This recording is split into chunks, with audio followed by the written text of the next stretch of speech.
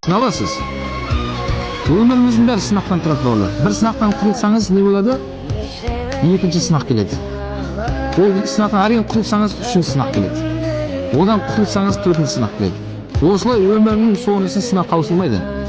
Абу Самахан деген ғалым кітабында айтады, 40 тәуліктің ішінде саған бір сынақ келмесе, Алланың алдында сенде ешқандай хайыр жоқ дейді. Яғни 40 сутканың ішінде сен ауырған жоқсың.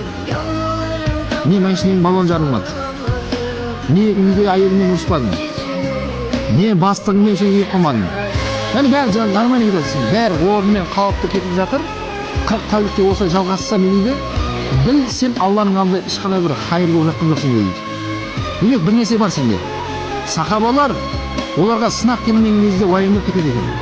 Алла мені ескерусіз қалдырып қойды ма деп. Сынақ келген кезде қуанады екен солар. Альхамдулилля, Алла мені ескерді. Алла Тағала өзінің сүйген құлдарына сынақ береді деп айтқан пайғамбар алейхиссалам.